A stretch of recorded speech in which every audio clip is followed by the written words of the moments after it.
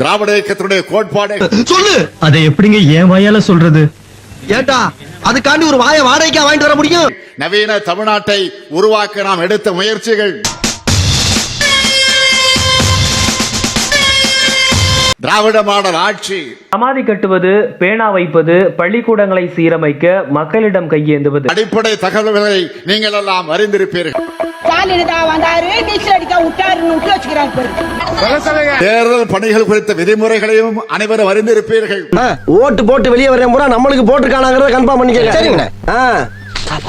இவைகள் அனைத்தையும் மனதில் வைத்து நீங்கள் செயல்பட வேண்டும். யாருக்கு ஓட்டு போட்ட? உனக்கு தானே போட்டேன். யாருக்கு ஓட்டு போட்ட? உனக்கு தானே போட்டேன். உண்மையை சொல்லு. சத்தியமா உனக்கு தானே போட்டேன். 75வது ஆண்டில் நாம் அடியெடுத்து வைக்க இருக்கிறோம். பாண்டி புல்லத்து பாண்டி அழுத்தமாடிங்க. நல்லா தெரியும். இளைஞர்கள் நூற்றாண்டு விழாவை இப்பொழுது கொண்டாடி கொண்டிருக்கிறோம். புதியதாக 1 கோடி உறுப்பினர்களை சேர்க்க வேண்டும் என்று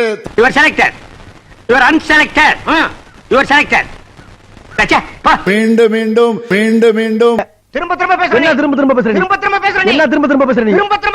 ஆட்சியில் இருந்தாலும் இல்லாவிட்டாலும்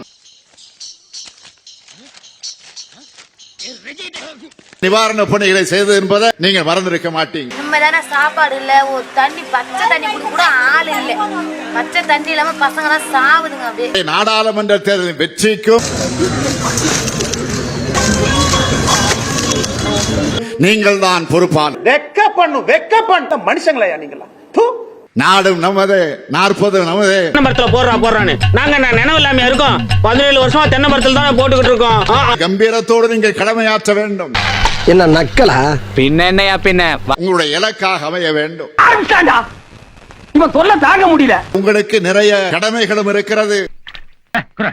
30 வருஷமா கட்சியில் இருக்கிறவன் நான். அதுக்காக உரிமை எப்படி விட்டு கொடுக்க முடியும்? வாக்காளர்களின் விவரங்கள் சரியாக இருக்கின்றனவா? சரிங்கண்ணா, ஓட்டு அது ஜனங்கள போடணும். போலி வாக்காளர்கள் இடம்பெற்றிருக்கிறார்களா? நம்ம கட்சிக்காரங்க மட்டும்தான் கல்லோட்டு போட்டு இருந்தோம். வேட்பாளர்களை பெருவாரியான வித்தியாசத்துல அமோகமா ஜெயிச்சிருந்தாங்க. நம்முடைய சாதனைகளை எடுத்துச் சொல்வதும், இன்னும் 2 மாசத்துல ஆட்சி கிடைச்சிட்டு எலெக்ஷன் வைப்பாங்க போல இருக்குதுங்க.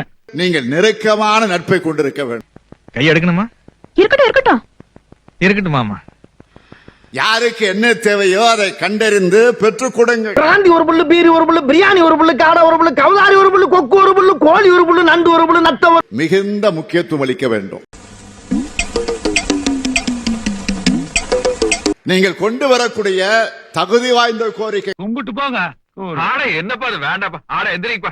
மணியா நீ சும்மா ஒவ்வொரு நாளும் 10 வீடுகளுக்கு சென்று பேசு. நாம ஒவ்வொரு வீட்டுக்கும் சொம்பும் குடமும் கொடுத்து ஓட்டு கேட்டோம். இவனுங்க என்னடா சோப்பு டாப்பா கொடுத்து ஓட்டு கேட்டிருக்கானுங்க. சில வீடுகளில் பட்டும் படாம வரவேற்பாங்க. 30 கருப்பு யானை, 10 வெள்ளை யானை. யானை எல்லாம் எப்படி மேயுது? சில வீடுகள் வரவேற்பே இல்லாமல் கூட இருக்கலாம். அலை கடலான திரண்டு வந்து ஆர்ப்பாட்டமே இல்லாமல் இங்கு அமைதியாக அமர்ந்திருக்கும் என் ரசிக பெருமக்களே, மீண்டும் அடுத்த மாதம் புன்னகையோடு அவர்களை அணுகுங்கள். போய் பிஞ்சு 1 வாரம் ஆச்சு. என்னை பொறுத்தவரை நிராகரிக்கக்கூடியவர்கள் இருக்க மாட்டார். வாய்ப்பில்லை ராஜா, வாய்ப்பு. அனைவருக்கும் பொதுவான ஆட்சியை நாம் நடத்தி கொண்டிருக்கிறோம். சென்னையில ஆர்ப்பாட்டம் பண்ண போனா முன்னாள் ஆளுநர் அரெஸ்ட் பண்ணி உள்ள வச்சிருக்கேன். நாயை பிடிக்கிற மாதிரி பிடிச்சு. எந்த கொம்பனும் குறை சொல்ல முடியாத அளவிற்கு ஆட்சி. பேசுவாங்க அப்பாவும் பையனும். மானக்கேடு திமுக அரசாங்கத்துக்கு இது. எங்களுக்குள்ள குறைகள் இருக்கலாம், எங்களுக்குள்ள பிரச்சனைகள் இருக்கலாம். அநியாயம். முதல்வர் அவர்களே, உங்களையும் உங்க ஆட்சியும் சீக்கிரமா மக்கள் வீட்டுக்கு அனுப்புவாங்க. ஆட்சிகளை எந்த குறைகளை எவனாலும் கண்டுபிடிக்க முடியாது. இவனுக்கு ஒரு சீட் எடுத்து பாருங்க ஐயா. வெறும் பொய்யா சொல்லிக்கிட்டு தெரியலாம். இவருக்கெல்லாம் சீட் எடுத்து பார்க்க வேண்டிய அவசியம் இல்ல. நம் ஆட்சியின் மீது மிகுந்த நம்பிக்கை வைத்திருக்கிறார். இப்ப ஊர் உலகம் இவ்வளவு அசிங்கமா இருக்கா? இப்ப ஊர் இருக்கிற நிலவரத்துக்கு நம்ம பழையபடி செவடனா இருக்கிறது ரொம்ப நல்லது. அண்ணன் துரைமுருகன் பேசுற போது குறிப்பிட்டு சொன்னாரு. எதையாச்சும் சொல்லியா சார்? ஒரு கேன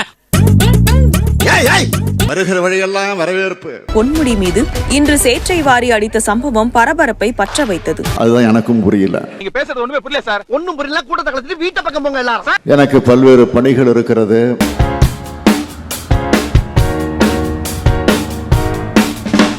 அதற்கு நாம் இடையூறு தந்துவிடக் கூடாது.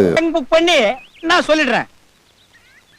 இந்த பிஞ்சு போன பிரஷ வச்சு மூஞ்சிலாண்டா பெயிண்ட் அடிக்கிற தள்ளி உட்கார்றா. ஒவ்வொரு நாளும் அவர் வாட்ச் பண்ணிக்கிட்டு இருக்கிறேன். இதுதான் அந்த கல்யாண மண்டபத்துடைய வரைபடம். பாஸ், இது சாப்பிடுற இடம் தானே பாஸ்? கரெக்ட்.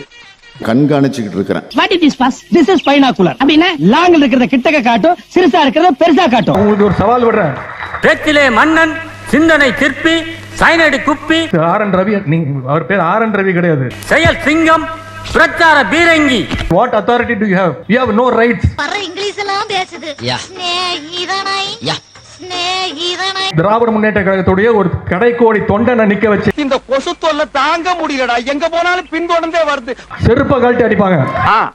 ஜனங்க நம்ம ஃபீலிங்ஸ் முழுசா தெரிஞ்சுக்கிட்டா. பிஜேபி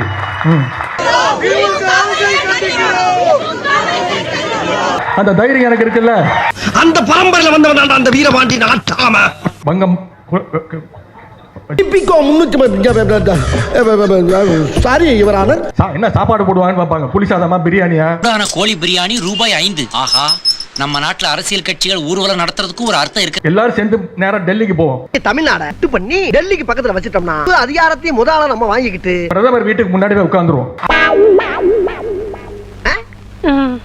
அப்படி நீட் தேர்வு ரத்தாச்சுன்னா இப்ப ஐயோ ஐயோ ஐயோ அந்த முழு பெருமையும் நீங்களே எடுத்துக்கோங்க. அடங்கப்பா, இது உலக நடிப்புடா சாமி. அரியலூர் அனிதா, பிரதீபா, பஸ்ரி, அம்பி என் தங்க. போதும் போதும் போதும், லிஸ்ட் பெருசா போய்கிட்டு இருக்கு. இவர் ஏதோ திமிருத்தனமா புலவர்களுக்கே உள்ள ஆணவம் பண்ணா. ஆம், you are just a postman. என்ன போஸ்ட்மேன், எப்படி இருக்கே? நல்லா இருக்கேலா? சவிக்குமா இருக்கேன். நான் உனக்கு கவர்மெண்ட் வேலை கிடைச்சிருக்கு. ஒன்றிய அரசு கொடுக்கறது மட்டும்தான் உங்க வேலை. ஒவ்வொரு பெற்றோரும் என் கையை பிடிச்சுக்கிட்டு கெஞ்சுறாங்க.